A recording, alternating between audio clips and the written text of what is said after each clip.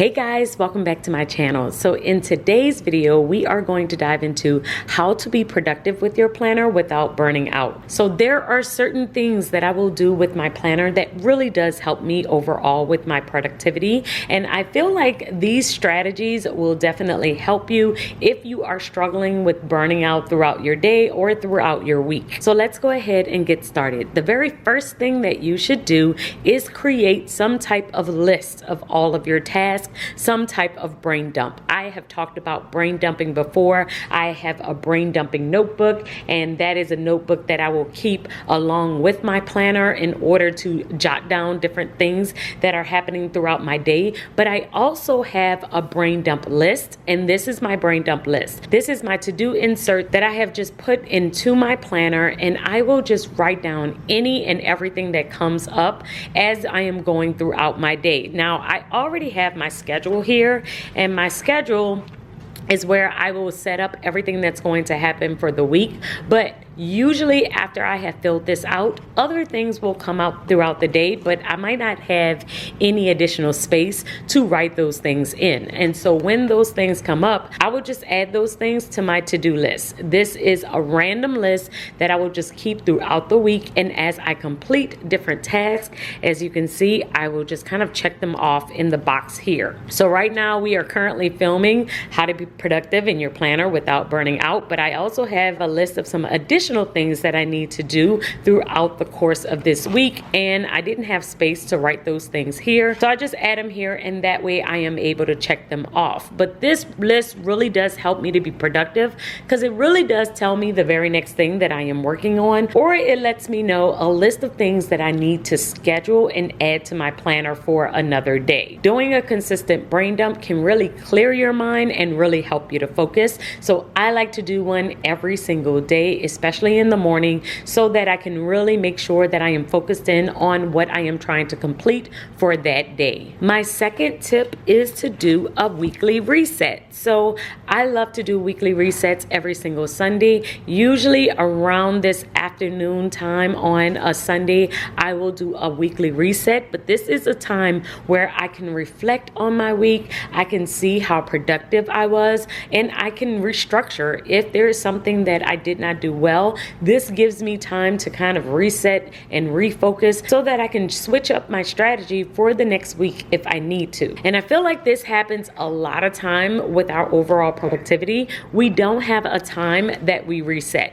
And when we don't have a time that we reset, we're just going from day to day, and we continue to carry that overwhelm and that chaos with us. So taking time to pause, reset, and reflect on what has already happened can really help you to restructure and plan better for the future. So I do have a consistent time that I will do this, and that usually happens over my weekend. More than likely it's going to happen on a Sunday, because Saturdays I am usually doing my cleaning routine and really focused in on the house. So Sunday afternoons after church is the time that I will usually sit down with my planner and just kind of see, how did my week go? How is my month going so far? How am I doing overall with my goals? I may check certain things off if I already have done them, but this gives me time to kind of reflect over my month, see where I am, and see if I need to make any changes for the upcoming weeks to make sure that I'm still having a productive month. So you need to decide what day this is going to be, and I do believe that it is helpful if you keep the same day. So I like to do it on Sundays, and I really do try my best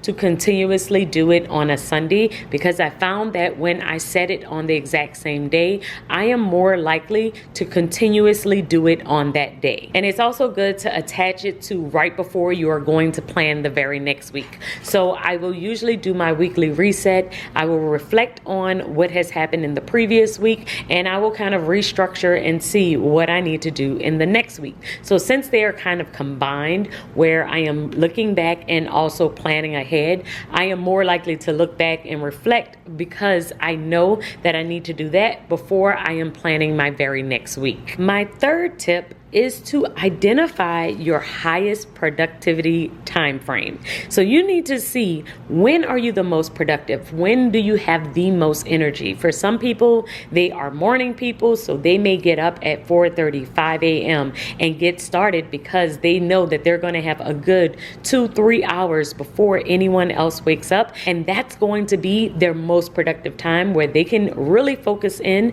and get things done that they desire to do. For other people, they may be a night owl, and maybe they stay up a little bit later and they are able to get a lot of things done during that time. They may stay up after their kids go to bed and they are able to get a bunch of things done, and they may take an extra 2 hours to dedicate some time to different things that they want to accomplish. Or you may be like me. I am not an early morning person or a night owl, but I do have a certain time frame between like 10 a.m. and around 1 p.m. where I am my most productive. I get a lot of things done between 9 a.m. and about 1 p.m. And once I have identified that that is my most productive time frame, that is the time where I will do my top tasks. So a lot of my filming gets done around that time. I will usually schedule big projects or things that I am working on around that time, because I know that that is going to be the best time for me to put forth my best effort. So identifying that time frame for you will help you to set up your schedule in a way that is aligned with your highest productivity time frame, with your energy,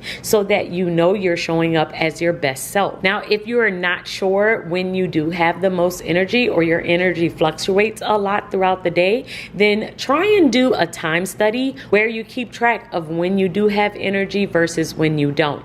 This is going to help you to start to see patterns throughout your week of when you do have energy, and it's going to help you to plan better in the future. My next productivity tip is learning how to say no. So many times I will meet with clients and they are trying to see how they can get all of these different things done. And really, when we evaluate their time and I evaluate their schedule, they have just said yes to way too many things, and they have just added too much onto their plate. So it's not about them getting it all done. It is really about them learning how to say no, how to say that this might not be a season for all of the different tasks that they have on their list. I have talked about this in the past, but when my kids were really small, I was in a different season and I was not doing all of the things that I am currently doing. There were seasons where I was not using my planner at all. There were seasons when I only could use my phone because I didn't even have time to sit down and write down all of the things that I really needed to do. And so sometimes the best way to be productive is to say no to certain tasks that aren't going to fit your schedule just because it's not the season for those tasks. And the best way to know if it's the right season or not is to evaluate your overwhelm. If you are constantly overwhelmed every single day, no matter what,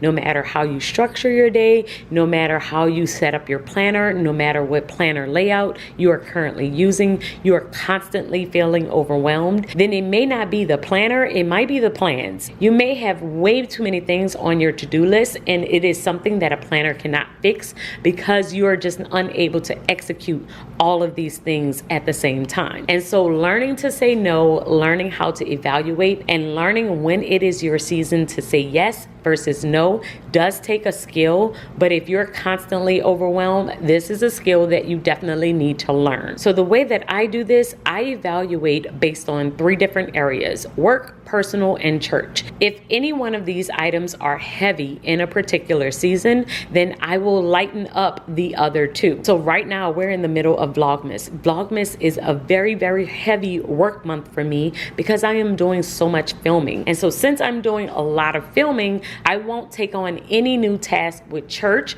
because I know that work is going to be heavy this month. So try and sit down and think through your entire year and what months you may need to dedicate more time to what particular area of your life, and then learn how to say no to anything else that falls in any of the other categories. Now, there may be things that you absolutely have to do. Like right now, it's still the month of December. Yes, it's a heavy work month, but I also have to get Christmas gifts for my kids and prepare for guests to come into town. And so those 2 things are happening basically at the same time. However, I am not taking on any brand new tasks or brand new projects that will make make this month even harder for me and then get down on myself because I am unable to do those things. I am taking it easy on myself and trying to say no to as much as I possibly can. And my next tip really does go in line with learning to say no, and that is learning to delegate. So with a lot of the home tasks that I do have in the month of December, I will ask my husband to jump in and help me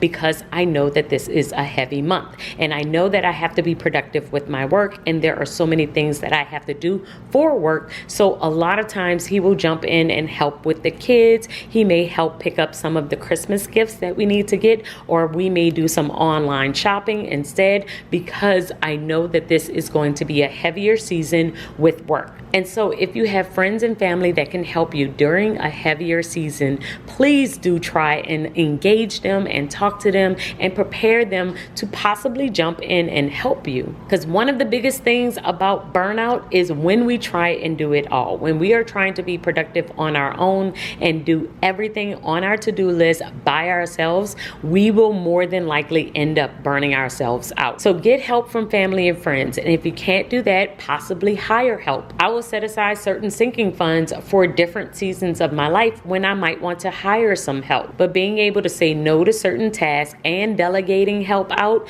definitely will help you with overall burnout. My next tip is to make sure that you are including rest and breaks. Taking breaks is a big part of your productivity, because if you are not scheduling in breaks, you are more than likely going to feel way more tired throughout your day and quickly burn out. So I schedule in breaks throughout my day by just leaving blank spaces in between my schedule. So if you look at my schedule, you'll see that I have a space here. I also have one around here. I have one right here, but I will have just blank spots where nothing is really scheduled, or I will overschedule a task because I know it's not going to take me as long as I have scheduled for that time, so that I am building in breaks and rest. So schedule in your rest, schedule in your breaks, look at your entire week and see, okay, how can I find gaps in time, even if it's 15 minutes, 20 minutes, where I can give myself a little bit of rest so that I can reset my brain, refocus before I just immediately jump into the next task. And I know that feels like a contradiction, how taking rest could possibly help you to get more done, but it really does, because once you're able to reset your brain, you're way more focused. And when you're way more focused, you're able to complete a task much quicker than if you were to jump from one to the next, because it's taking some time for your mind to catch up. So definitely schedule 15 to 20 minute breaks, especially if you're jumping from one big task to another big task. So guys, those are my tips to help you to be more productive with your planner without burning out. I hope that this video has helped you, and I will see you all in my next video. Until then, keep organizing your life so that you can achieve your dreams. Bye guys.